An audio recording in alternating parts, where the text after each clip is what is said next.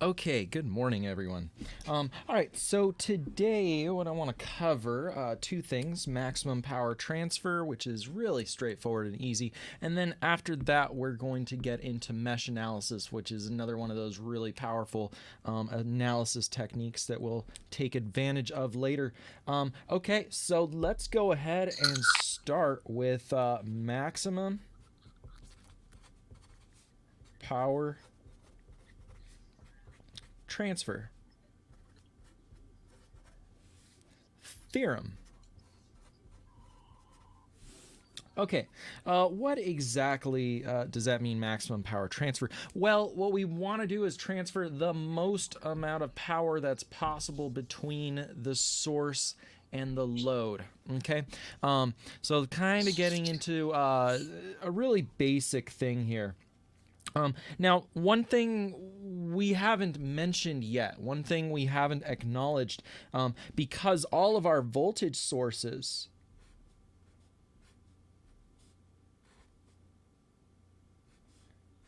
have looked like this. So a constant voltage source, we expect to get a constant voltage out of it. If this was 10 volts, we'll get 10 volts from this all the time. However, this is kind of ideal. This isn't what exists when you're looking at a battery. This isn't what exists when you're looking at a benchtop power supply. Those are two things we should be pretty familiar with. Batteries, we use them everywhere. And then our benchtop power supply, we've been using that in lab. Now, the truth of the matter is that our real world constant voltage sources, or at least the thing that most looks like a constant voltage source in real life, actually has a bit of internal resistance.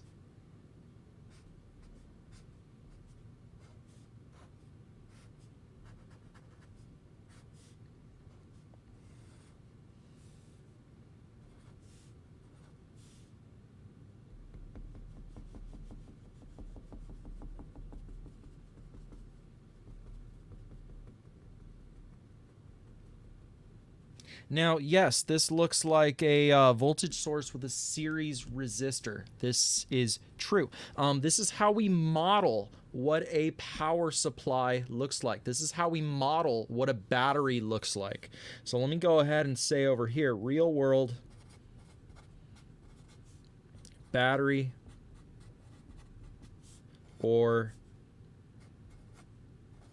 bench power supply, or a power supply unit. The power supply in your PC absolutely works like this. Everything you've ever plugged into the wall looks like this. And so, yeah, it looks like a Thevenin equivalent circuit. Oh, that's because it's a voltage source with a resistance series. Okay, so many things end up looking like this. It's just the context at which you use and apply it. So when we have a real world battery or benchtop power supply, what we have is a constant voltage with and I'll label it as internal resistance. Okay, so has anyone ever taken a battery and just connected it to itself? Like, I'll draw a picture. This is one of those things I've done as a child.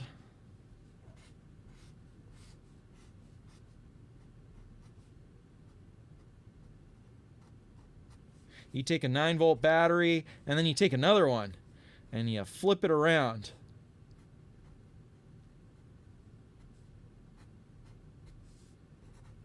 So not just good for only licking, but you can also plug them into each other. Has anyone ever done this? Taken two 9 volts and done that with them? Yeah. So have you noticed that they get warm? It gets hot. The reason it gets hot is because it has a bit of internal resistance. Now, it doesn't mean that the engineer who designed the battery put this resistor in here and said, I'm going to mess with this person. No, it's an artifact of existence. It's by nature of the chemistry in the battery. We get this. This just exists inherently in the design of a battery. And it also inherently exists in a benchtop power supply. So it's just a fact of life that we have to live with. Now, what does this have to do with power? Well, there are instances when we would like to transfer the most amount of power, when we're not interested in other things. We're not interested in necessarily like the voltages and the currents and other things about the circuit. There are times when all we care about is the fact that we get the most power transferred from our source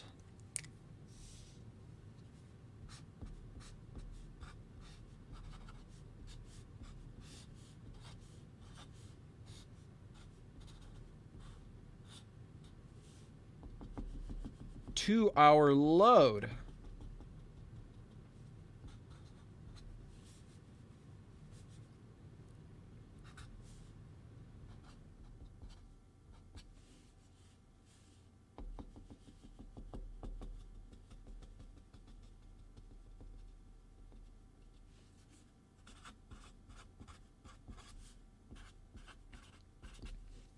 Anybody can anyone think of some examples where we want to make sure that we have the most power that we possibly could transfer from a source to a load? I got a couple of ideas. One of them might be your speaker system. Your speaker acts like a load.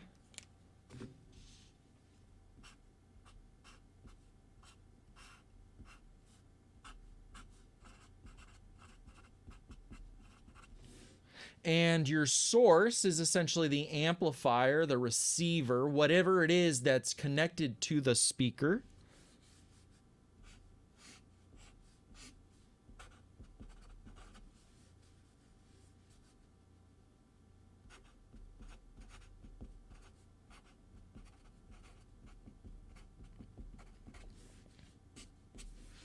There are times when we would like, say for the instance of an antenna, where you're transmitting radio frequencies, where we want to make sure that we're actually transferring the most amount of power that we possibly can. I'll give you another example of something you have in the kitchen, a microwave. You have a microwave coil that's emitting microwaves. Well, you want to make sure that you transfer the most amount of power from the source to the load. So there's times that we care more about the power than other things about the circuit, say voltages, currents, things that are changing, like our digital circuits. Typically, I'll give you instances when we don't care about this. We typically don't care about transferring the most amount of power when we're talking about an embedded system like our 262 type material, or most of our circuits that we would deal with when we're talking about say FPGAs, digital logic, that kind of stuff. At that point, we just want to make sure the voltages and currents are correct. But there are times, audio situations, microwave appliances, antenna transmitters and receivers, when we care more about the power that gets transferred from a source to a load. Okay, and also this is a good time to bring up this internal resistance, because we have to live with this all the time. This is always in a benchtop power supply or battery or anything. So this is a great place to bring this up as far as material being presented in this class. So what does maximum power transfer theorem tell us about the power in relationship to the transmitting from the source to the load? Because you can think of this as an output and you can think of this as an input. You can think of this as an output. You can think of this as an input. So what does the maximum power transfer tell us? Well, very simply,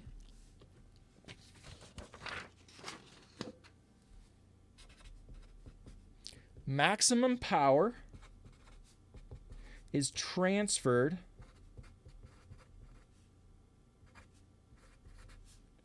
from the source to the load when R int equals RL. Okay? When this value of internal resistance equals this value of our load, when these two are equal to each other, we will get maximum power transferred from the source to the load. Okay? Very easy, very simple. Maximum power transferred when the source from the source to the load when our internal resistance of the source equals the resistance of the load. Okay, and the best way that I can probably demonstrate this is with 3 very simple examples.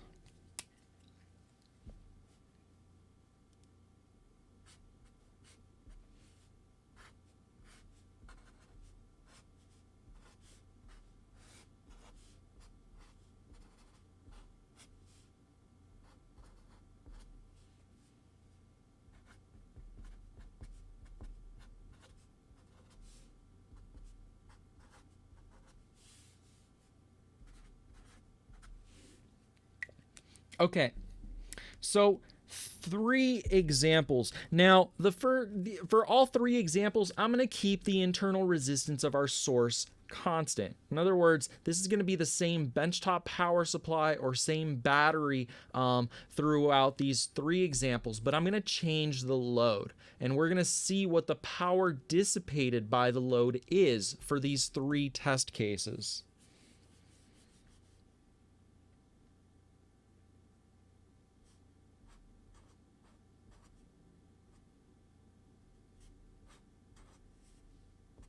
So what we want to do is calculate the power dissipated by the load. Well, this is really easy to solve, right?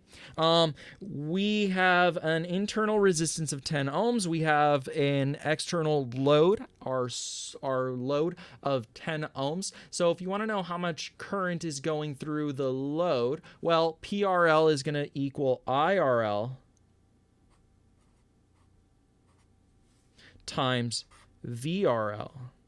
Okay, so we're going to have to figure out the current flowing through the load. We're going to have to figure out the voltage drop across the load.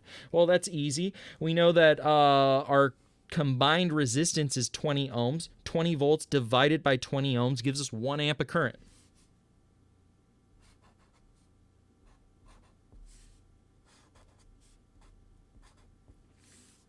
Okay, now we need the voltage drop across the load. Now in this case, with 1 amp of current flowing through the internal resistance of 10 ohms, we know we have a voltage drop of 10 volts here, and we also have a voltage drop of 10 volts here by KVL, or simply 1 amp times 10 ohms, just invoking Ohm's law. So we're going to get 10 volts across this.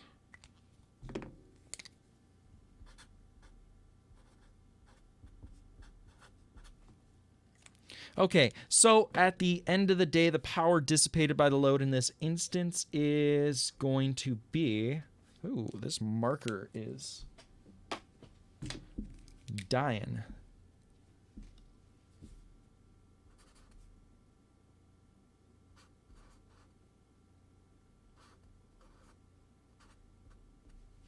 Uh, 10 volts times 10 ohms.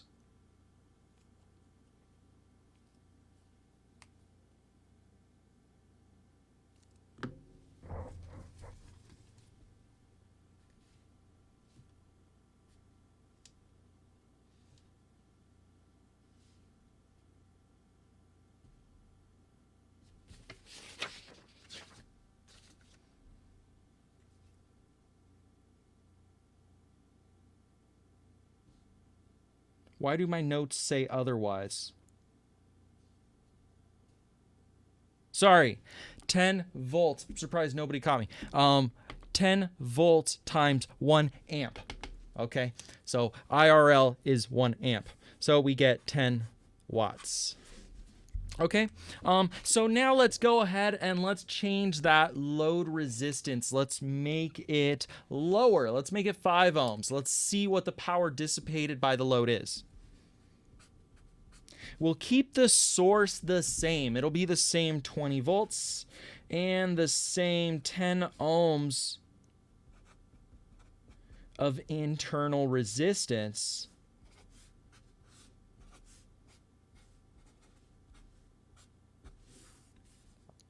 However, we'll now change RL to be 5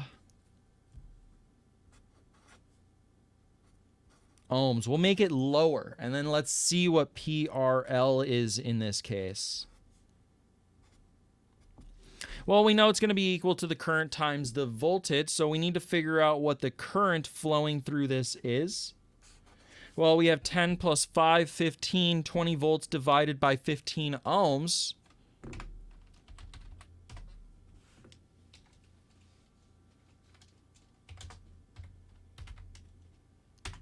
Is going to be 1.33 amps. Oh, cool. Current's gone up. But wait. I'm telling you that power should have gone down.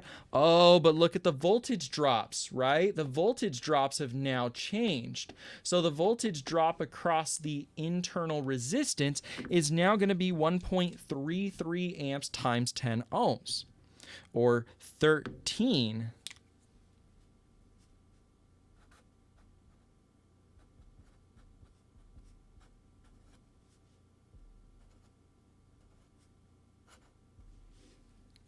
0.33 amps. Okay, so that actually means our voltage drop across the load has now actually gotten smaller because the voltage drop across this internal resistance is actually larger.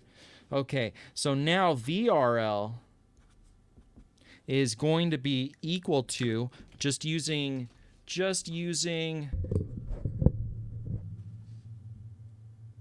KVL over here, we're going to get, well, actually, I'll just use Ohm's law, 1.33 amps times 5 ohms. I could figure it out, do 20 volts minus this, or I could just do 1.33 amps times 5 ohms, since that's the current running through it. Oh, yeah. Okay, so now our voltage drop across the load has gone down. It is now 6.66 repeating. So now if we wanted to figure out the power, it's just going to be 6.666 volts times 1.3333 forever amps. 1.333 times 6.6666. Ooh, okay. Yeah, our power just went down. Okay, instead of the ideal case of maximum power being transferred from the source to the load of 10 watts, according to the theorem, we're actually getting less power being dissipated by the load. Even though our current went up, you can see that we actually shifted, and now we're getting more wasted power by the source. Well, that sucks. I want my power to be used by the load, not by the internal resistance of the battery that I don't care about, but I have to live with. And, oh, did I write amps?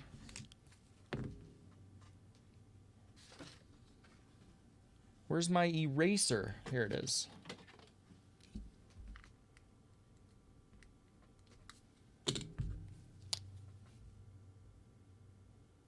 Okay.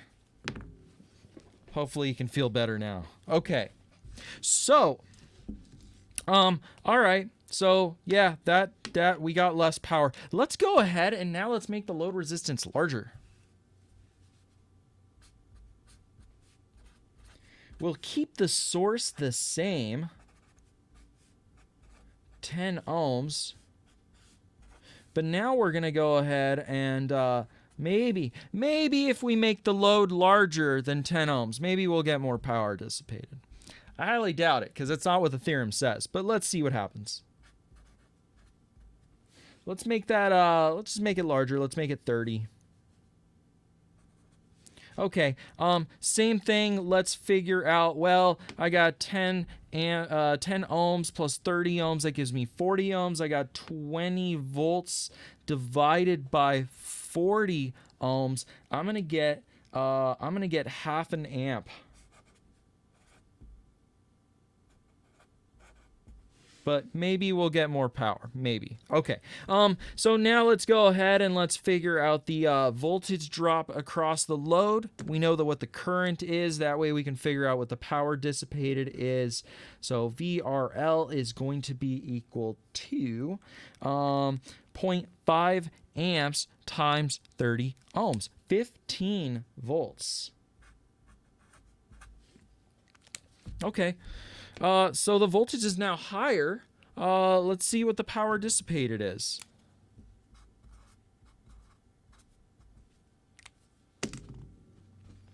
So I will do 15 volts times 0.5 amps. 7.5. 7.5 watts. Less than the 10 watts. Okay. So it does look like in our ideal case, when you have both the internal resistance of the source and the load resistance equal to each other, you will get the maximum power being dissipated by the load. And like I said, this matters sometimes depending on your application. And also kind of gives us a sad fact of reality that we have to live with this internal resistance. Now, I will say the internal resistance of a battery is much smaller than 10 ohms, but it's not negligible. It is on the whiteboard. We typically just take it as an ideal voltage, but there is this small amount of resistance that we have to contend with. And when you talk about more complicated circuits, if you think about a source, an audio amplifier, there's a lot of other stuff going on internally than just, say, a battery, because you are taking a sound wave and you're applying that to a load. But you, again, have the same type of situation where you can model it as a voltage or a changing voltage with a series resistance, which is your internal resistance, being delivered to a speaker, which would have some resistance as well. Okay, so this doesn't matter all the time, and most of the time for us as computer engineers, most of the time we don't care that much about this because there are more important things. We don't care about wasting power on the source side. We're more concerned that the bits are correct and that our digital logic's properly operating, and that whatever circuit we're dealing with that's interfaced with the digital circuitry performs as we expect it to. But nevertheless, this is one of those topics we should cover. Okay. Do I have any questions about maximum power?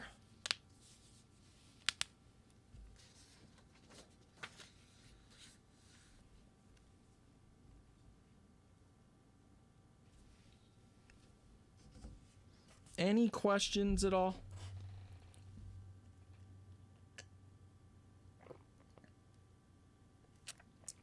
Makes sense to me. Okay, cool. That's a good answer. I like when I hear that. Okay.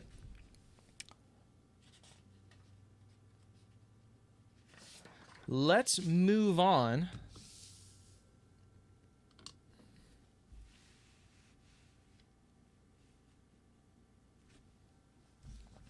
Let's move on to mesh analysis. Okay. Again, we aren't going to have we're not going to start a new lab today, so I'm going to go a little over into the lab time for the sake of going over mesh analysis, just so that we can comfortably get through the beginning of this topic. And then we will start a new lab next time, because the next lab that we'll deals with mesh analysis. Okay.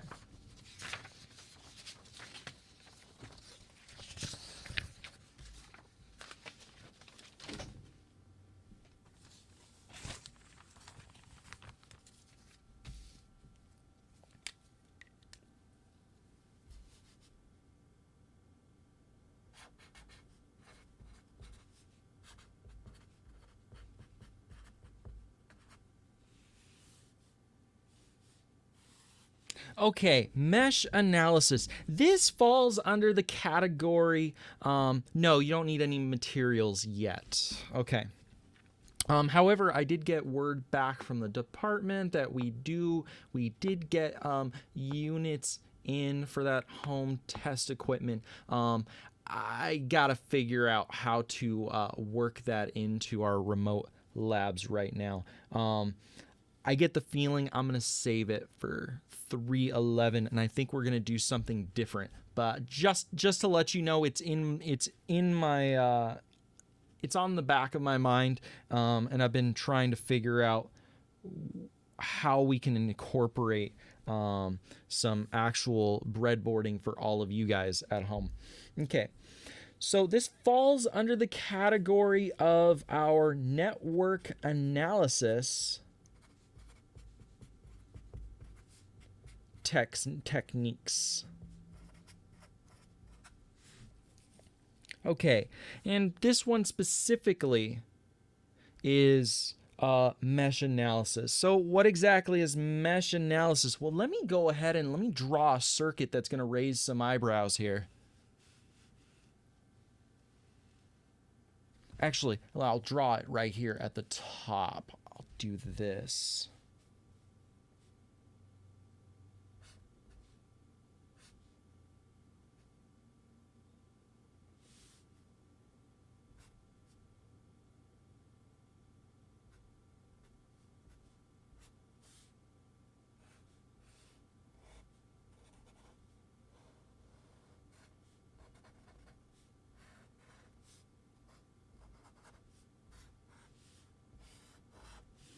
Okay, and I'm going to draw two currents in here.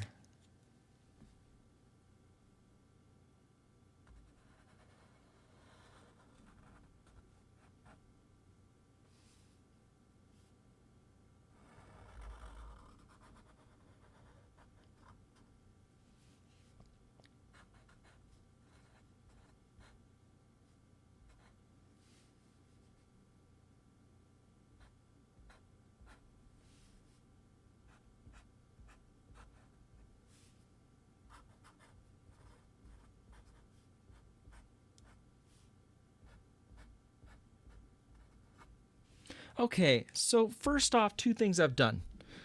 I've drawn two currents over here. Now I am calling them mesh currents. And this first one I've drawn so that they go clockwise, and I've labeled it such as IA. The second one over here, I've also labeled it as a mesh current, and I've called it IB. Now, the first thing that should stand out to you, what's up with this node? Why do I just have a one current that goes through this resistor and then it just continues on here? Shouldn't it branch? Isn't that what current does? It hits a node and then it splits off, and some of it goes this way and the rest of it goes that way. Not mesh currents, okay? Mesh currents are an abstract concept. They are a tool for us to be able to solve a circuit. Okay, so first off, it's not a real current. It's a fake current. It's an analysis tool. Okay, so mesh current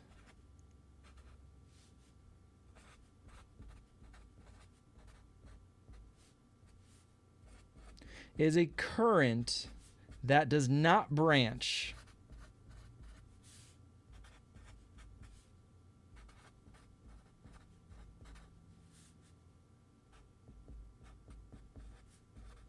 Like a real current.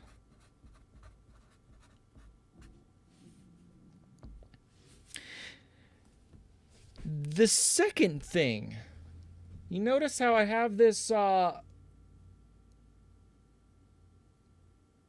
I should have drawn this one upside down. Okay, the next thing to notice is mesh currents do not have to go from positive to minus. They don't have to go from the higher voltage to a lower voltage. In other words, these are arbitrarily assigned.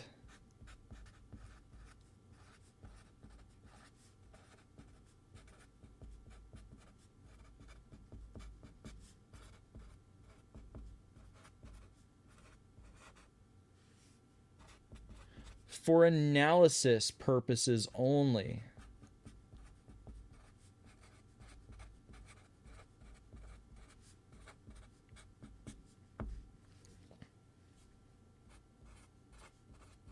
Does not have to go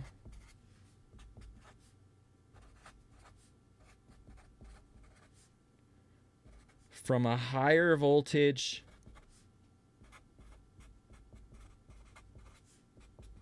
to a lower voltage.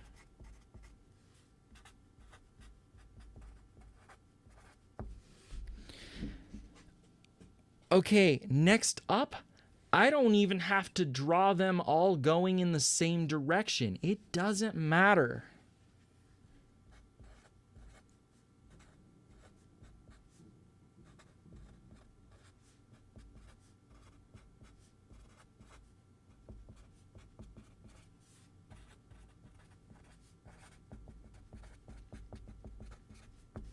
Okay, in other words, I could make this one go clockwise and make this one go counterclockwise. They are arbitrarily assigned.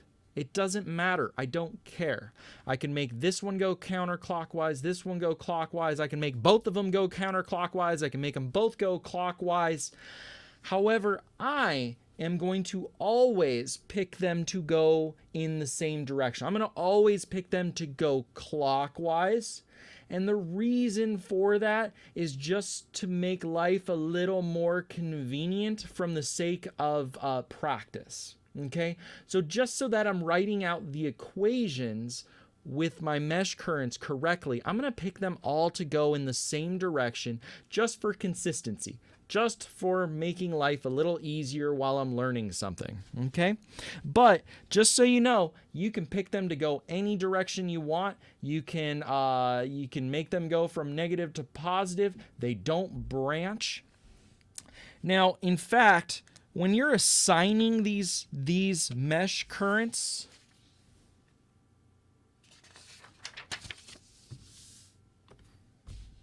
it's not a bad idea to think of your circuit as having windows. What does he mean, windows?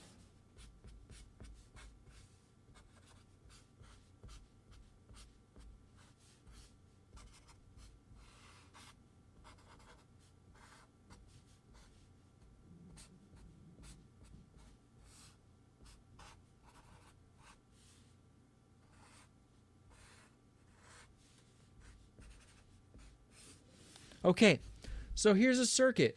Solving this with you could solve this with superposition. You'd have to solve it 3 times and superimpose the values. However, mesh analysis is going to give us a nice systematic approach to solve this. So let's go ahead and let's say mesh analysis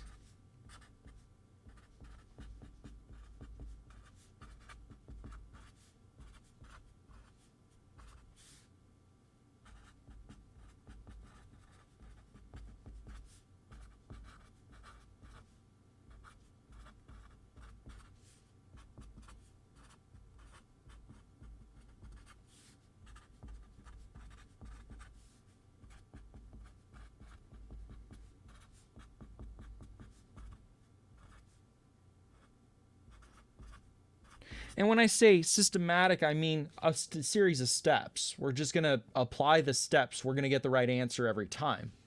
Okay?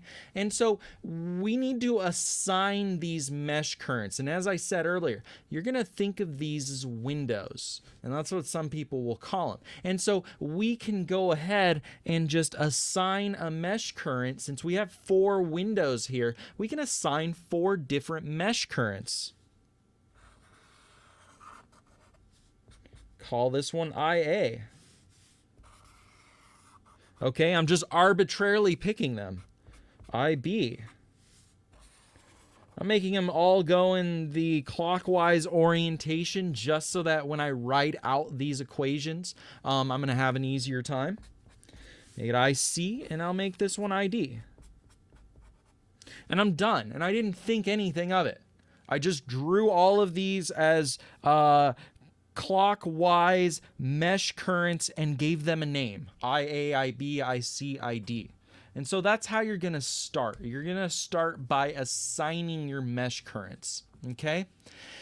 And the mesh analysis procedure is going to give us a nice systematic approach to solving something like this. So let's start with a simpler circuit and let's go through the sequence of steps in order to arrive at our correct answer.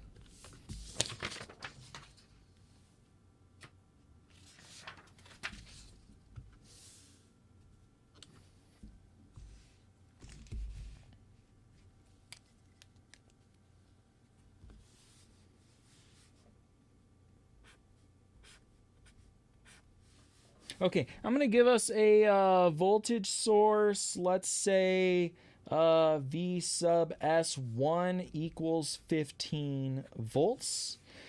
And let's do an R1 equal to 3.9 ohms.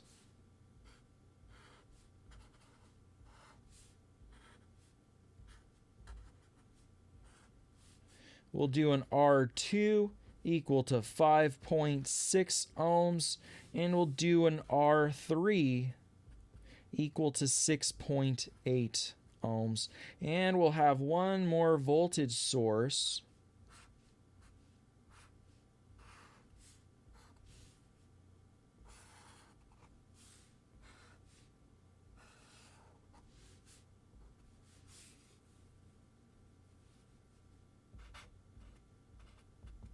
Equal to 12 volts.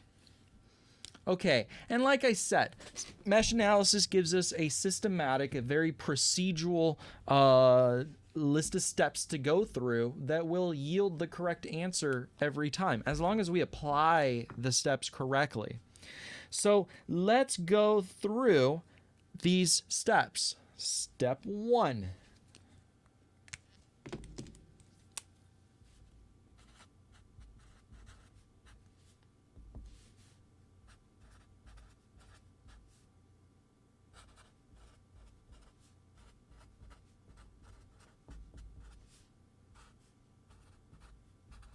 Now, I'm going to go ahead and stick with the same thing, arbitrarily clockwise. Just going to do exactly what I did before. I see two windows here. I see two mesh currents.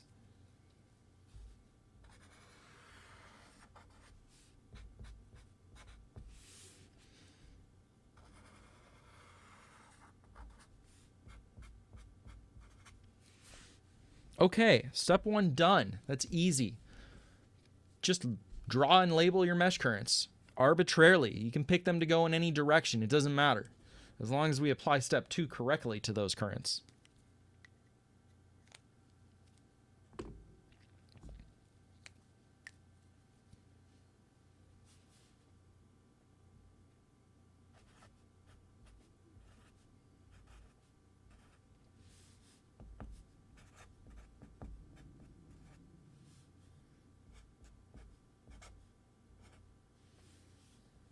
We're going to write a KVL statement for each one of these mesh currents.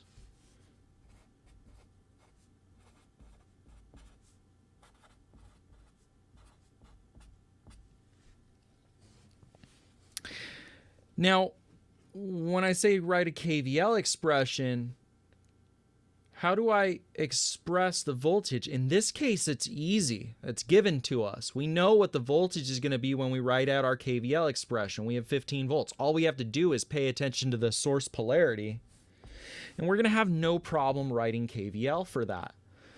But what about in the case of the voltage across R1? What is the voltage across R1? We're not given it, but we are given a current and we are given a resistance.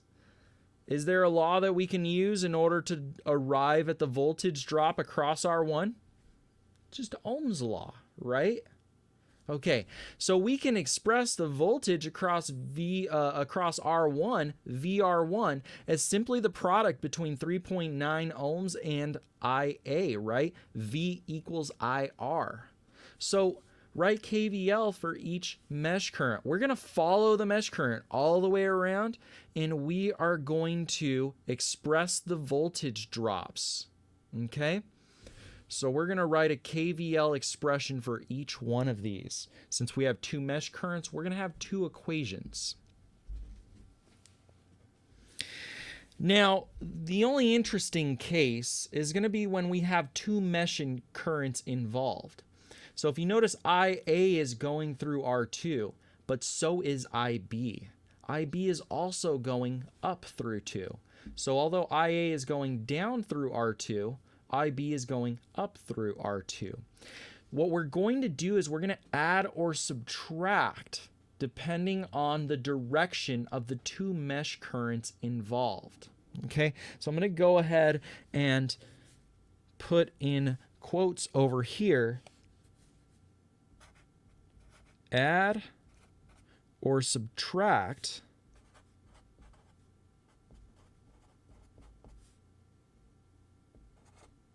when two mesh currents are involved. Okay, so R2 has two mesh currents involved because it's got IA going down through it, but it also has IB going up through it. As opposed to R1, which only has one mesh current going through it. So when you want to express the voltage drop across R1, you're just going to say V is equal to 3.9 times IA, just Ohm's law. But when we do the voltage drop across R2, we're going to actually have to subtract the two voltages because these are going in different directions. Okay, so the voltage drop across R2 according to IA is going to be 5.6 times IA minus 5.6 times IB, okay, because there's two mesh currents involved. So let's go ahead and let's write out this KVL expression for IA. Let's start there.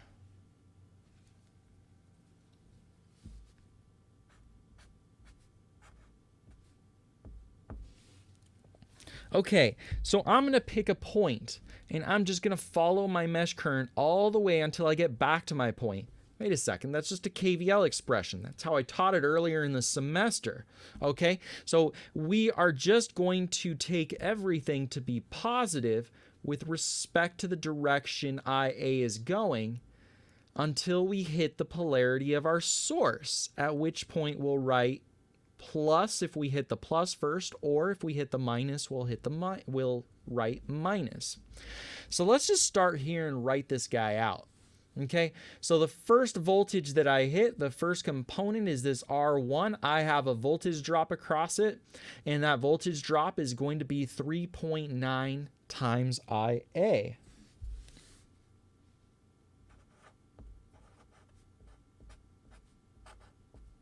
That's the only mesh current involved. So we're done with R1. Let's continue the circle. All right, the next thing I hit is R2. Now R2 has two mesh currents involved. It has IA and IB. So let's go ahead, let's first write the voltage according to the IA mesh current going through R2. Well, that's just going to be plus 5.6 IA.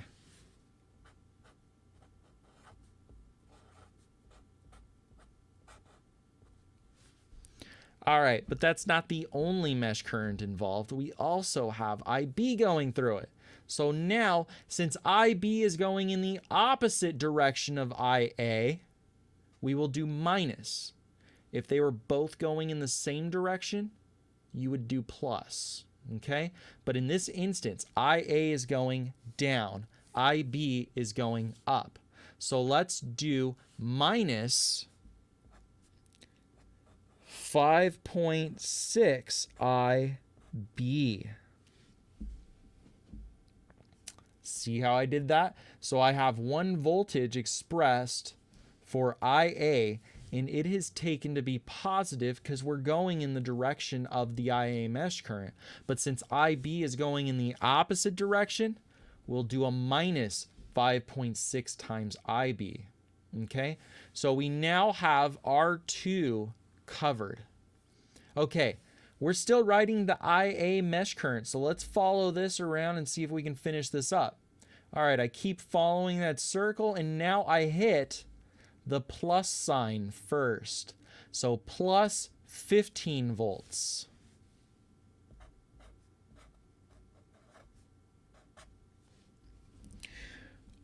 I'm back at where I started. The sum of all voltage drops in any closed loop, which this is a loop, should be 0.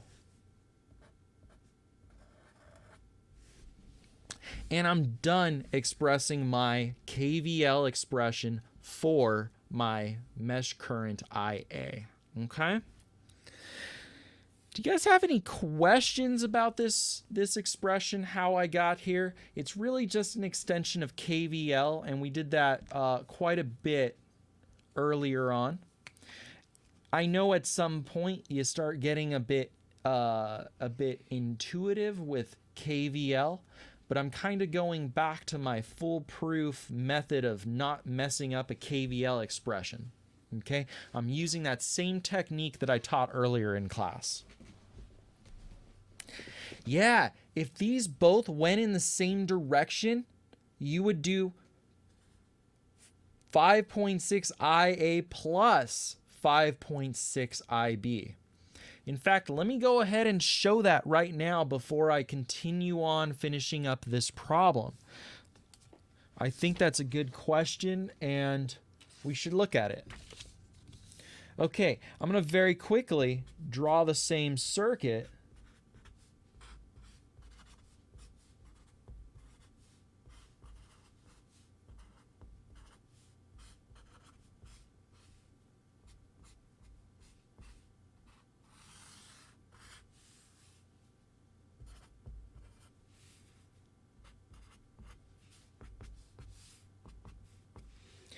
And let's just say, step 1, assign my mesh currents. And I'm not going to pick them to all go in the same direction. I'm just going to pick them however I want. So I go ahead and I pick this one, and this one goes, meh, and the other one goes this way. I haven't drawn the head of my arrow yet, so I'm good. I'm going to pick it to go this way, right? So this one's going clockwise. This one's going counterclockwise. I'm still going to get the right answer. You can't screw this up as long as you write the equation correctly, okay? So this one was IA, and this one was IB. So if I go ahead and do the same thing I just did, I get 3.9 IA plus 5.6 IA. And now IB, notice IA was going down and IB is also going down. They're going to add plus 5.6 IB, okay? And then I continue on with my mesh current and I hit the plus 15. I'm back at where I started, set the whole thing equal to 0, okay? Yeah, so if the mesh currents go in opposite directions, you will subtract, and if they go in the same direction, you will add. Okay?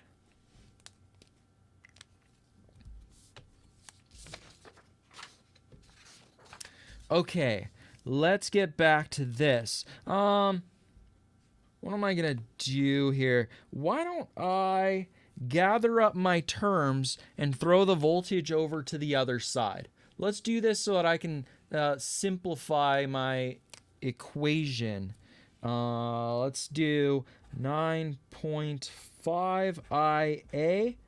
That's just going to be 3.9 IA plus the 5.6 IA. So I have a combined total of 9.5 IA.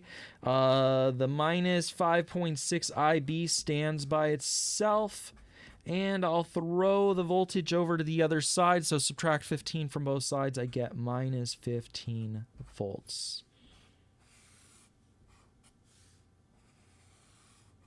Okay, I got my first expression. Let's go ahead and write out the next one. I'm a little low on space.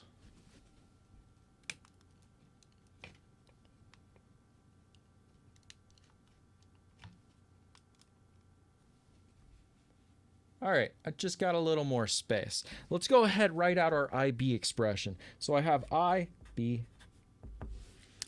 I'm going to pick a point and I'm going to start writing it. In fact, I'm going to pick down here and I'm just going to follow my mesh current.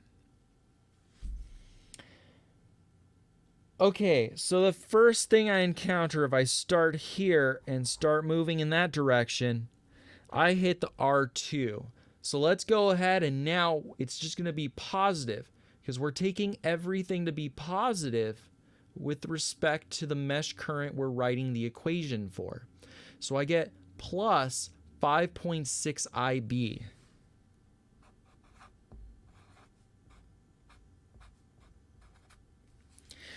Now, IB is not the only mesh current involved for R2. We also have IA, but IA is going in the opposite direction. We're going in this direction up. IA is going in the opposite direction down. IB up, IA down. So we subtract it. Minus 5.6 IA. Okay, I'm done with R2. Keep going. I now hit R3. With R3, the IB mesh current is the only one involved, so we will do plus 6.8 IB.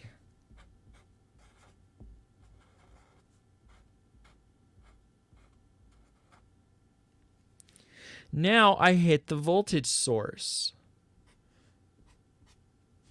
Pay attention to your polarity. I hit the minus first, so minus 12.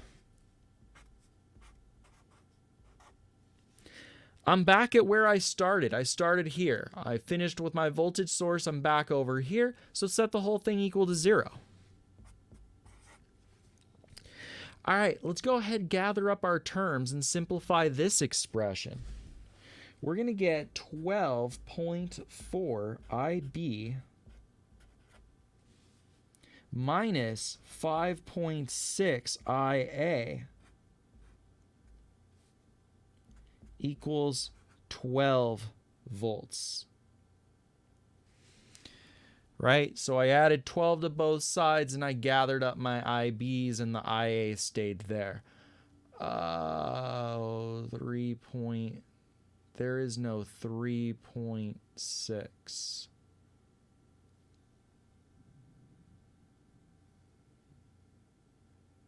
Shouldn't it be 3.9?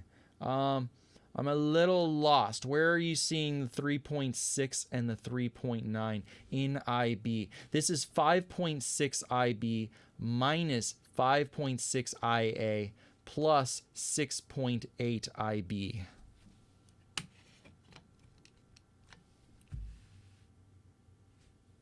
Yeah, sorry.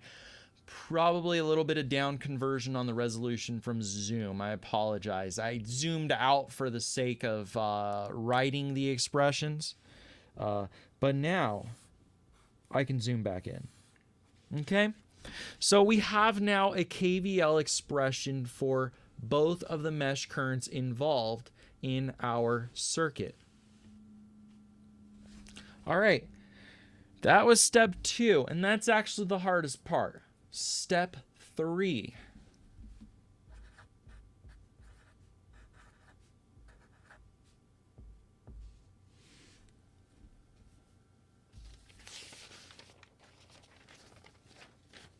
Step 3 is just going to be solve the system of equations.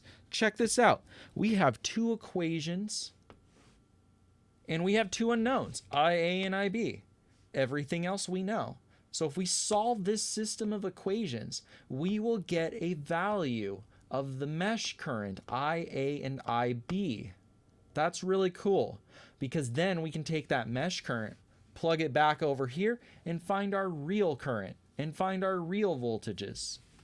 Okay, so the last step is just going to be solve the system of equations.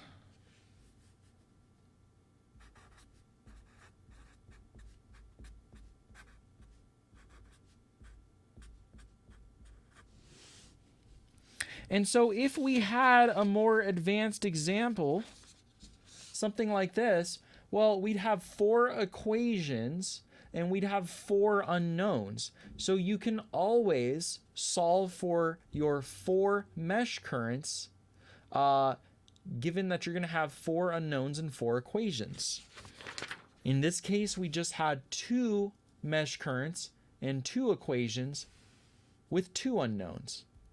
So all we have to do is solve this. Now, I'll let you do any technique you want. You can use substitution.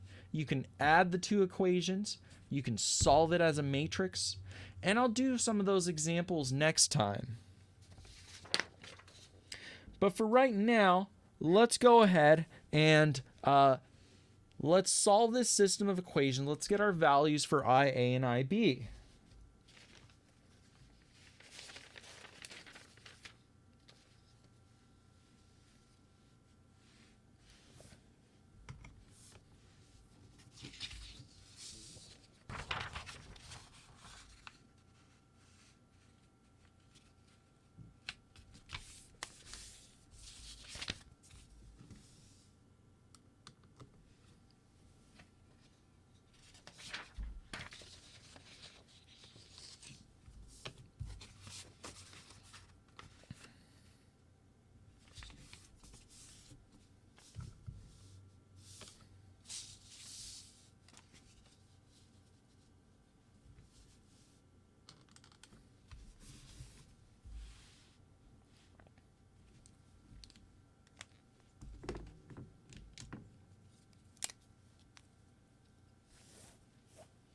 Okay, so what I'm going to do to solve these 2 equations, I'm just going to add up the 2 expressions to try and cancel out one of these terms.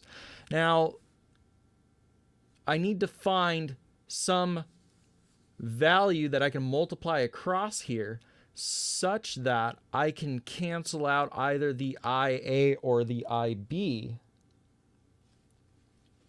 If I multiply my top equation by 2.214,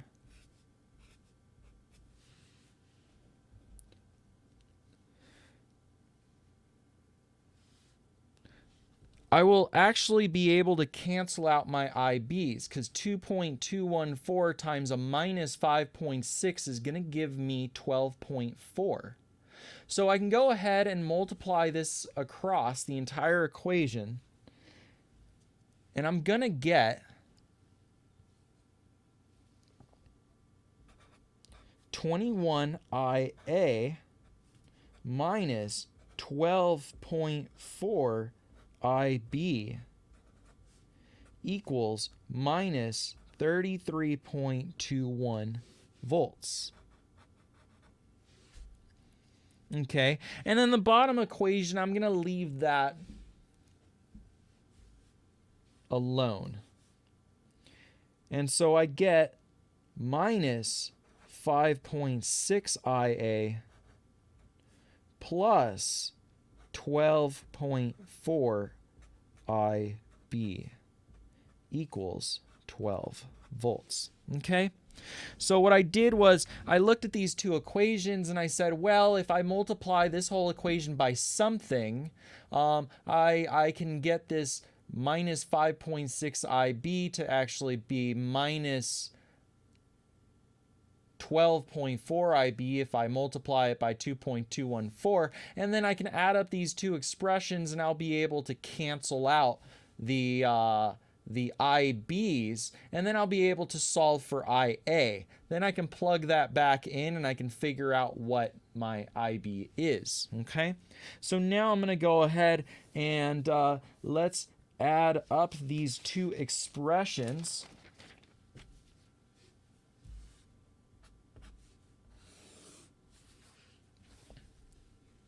and my IBs are going to cancel out, and I'm going to be left with 21IA minus 5.6IA, which is just 15.4IA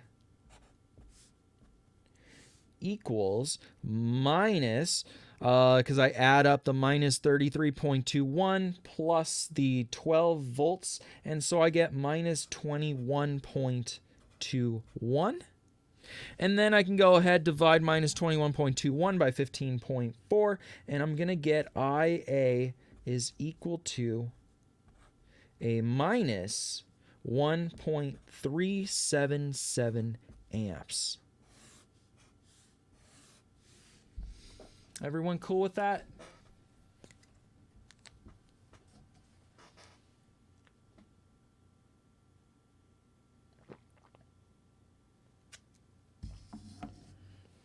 Cool. Okay.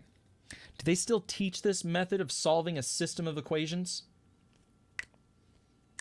I don't know what Common Core Math is doing these days. Okay.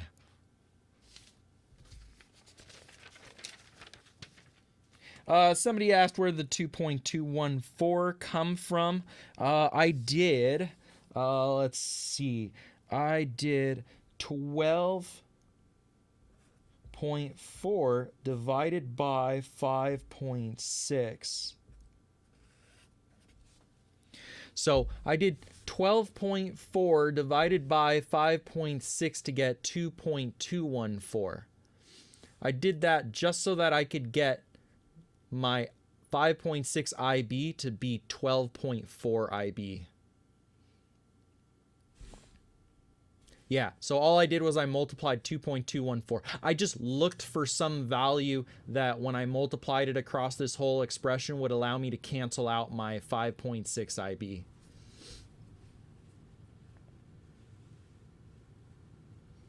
Okay, and so I was left with this. And then once I added up these two expressions, it canceled out IB, because that was the whole goal of me multiplying 2.214 to that whole expression. That lets me get rid of IB, and then I was left with just IA equal to minus 21.21. Divide the 15.4, and I'm left with my first answer.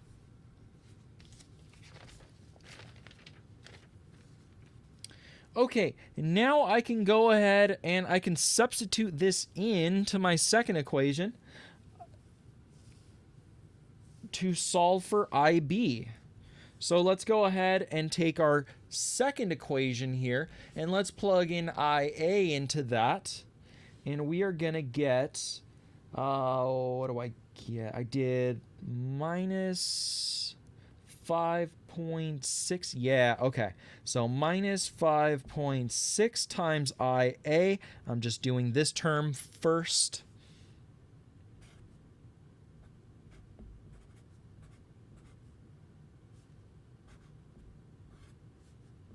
Plus the 12.4 IB.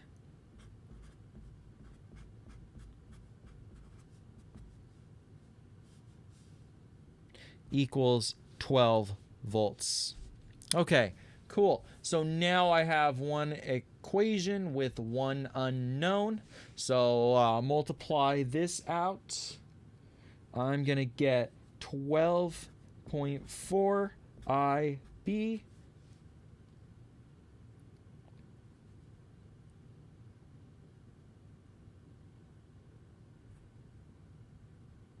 equals 4.29, and then I get IB is equal to 0.346 amps. And now I have my second unknown.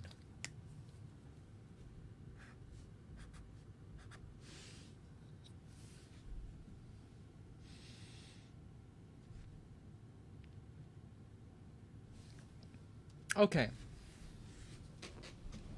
Great. What do I do now? Well, I have my two values of my mesh currents.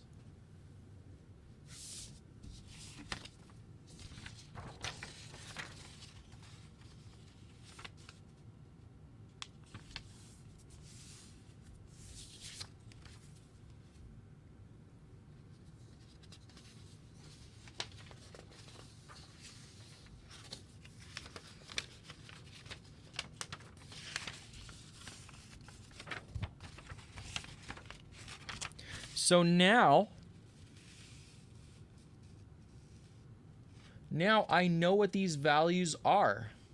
IA is equal to minus 1.377 amps, and I know that IB is equal to 0.346 amps.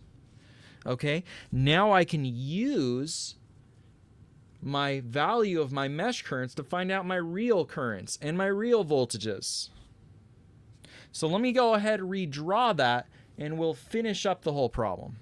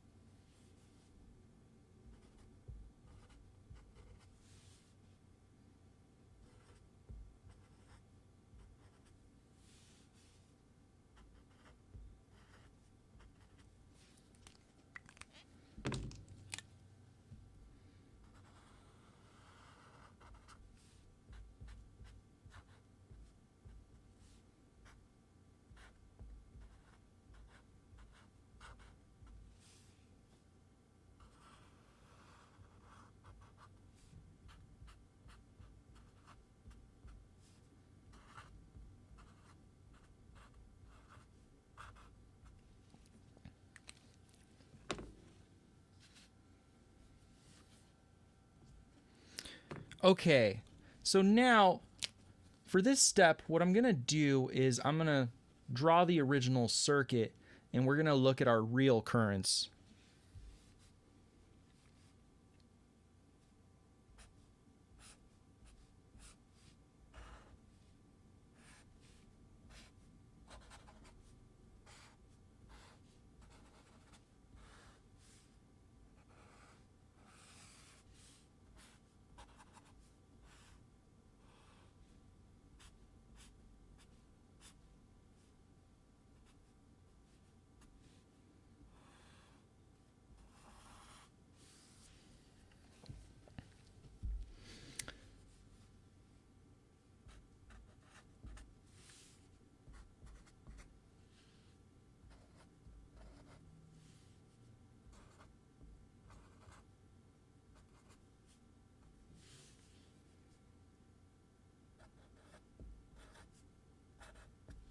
Okay, so let's go through each one of these.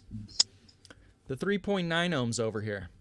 Notice my mesh current is going to the right, but it's got a value of minus. The minus means it's actually going in the opposite direction. Okay, now that we got the direction correct, I just used the polarity and the direction of my mesh current to tell me what the actual current direction was. Now what's the magnitude? Well, the only mesh current involved with this 3.9 ohm resistance is IA. So only this number matters. It's going to the left with a magnitude of 1.377 amps.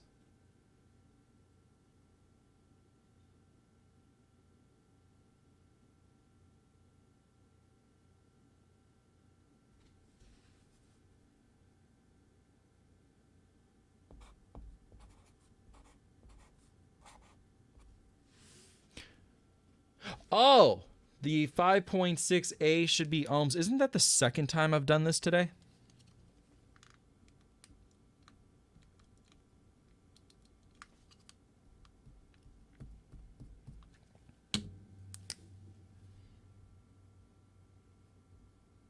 Okay, so please keep in mind, I have about 10 windows open on my screen. I have OBS Studio running for streaming. I have notes over here on the side. I'm trying to talk. I'm trying to read chat. And I am going to switch up symbols now and again. So I apologize for putting an A instead of an ohms, but I have a lot going on right in front of me. Okay.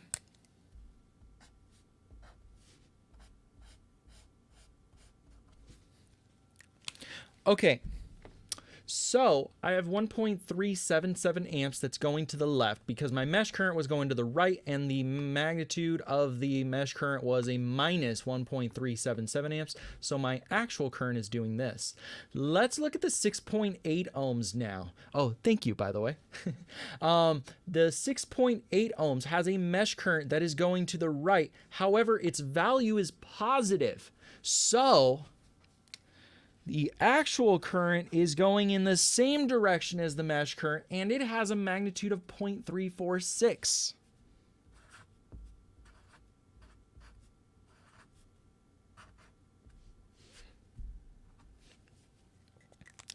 Okay, now we get to the one that is mildly more tricky. I say mildly more tricky because it has two mesh currents involved. Now, in order to make life a little easier here, I'm going to draw this one and have it stand on its own by itself.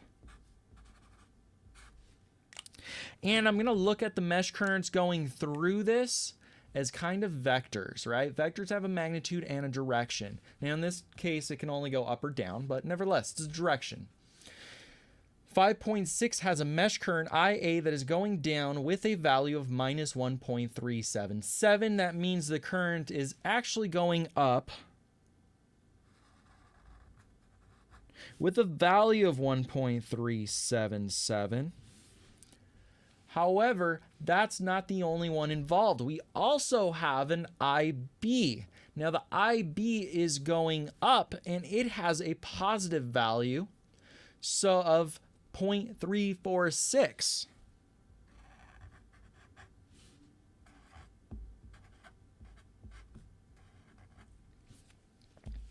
So the result of this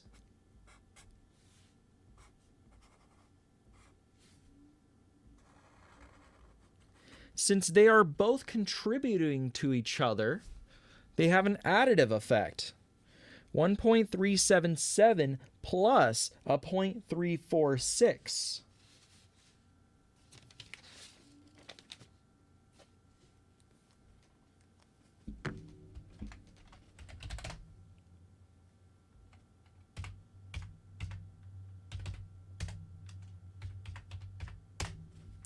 $1.723.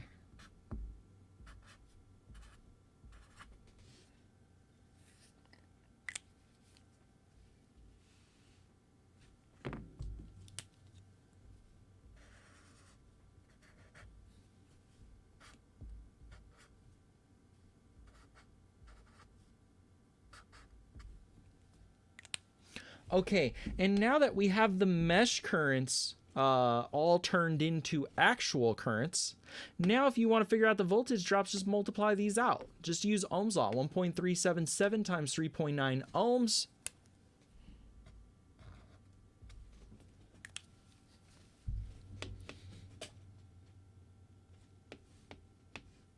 And we're good. We have everything we need to know about this circuit. Now, the steps, the nice thing is it's a procedural approach, so you're always going to get the correct answer as long as you write those equations out and solve them correctly.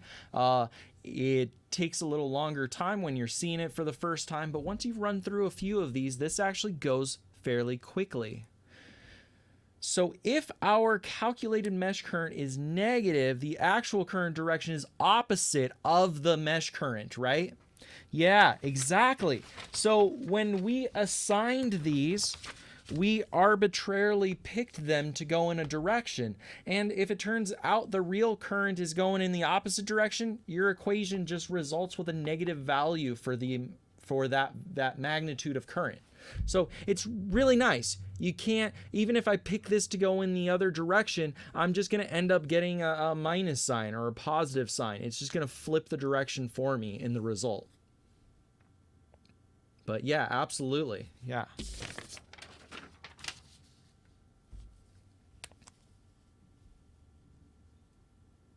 Nope.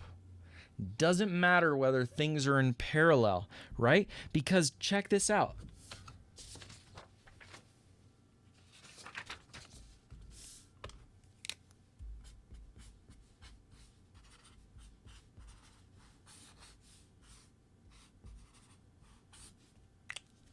What do I got? I got two windows. I got two mesh currents. I'm going to get an IA. I'm going to get an IB. Doesn't matter that there's no voltage involved here. I'm still going to get a KVL expression. I'll get two expressions, two unknowns, and I'll be able to easily calculate this value.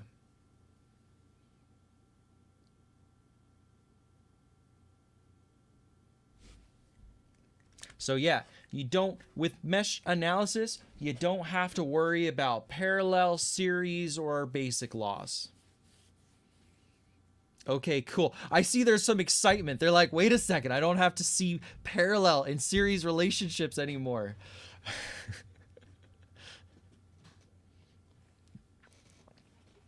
Okay. So thanks everyone for letting me go over and use some of our lab time for the sake of finishing or doing this introduction to mesh analysis. Next class we will see a more advanced problem, and then we will start a simulation based lab around the mesh current. So we'll get some practice with mesh analysis during the lab time next class. Okay. So I'll stick around for a few minutes. I'm going to stop recording now.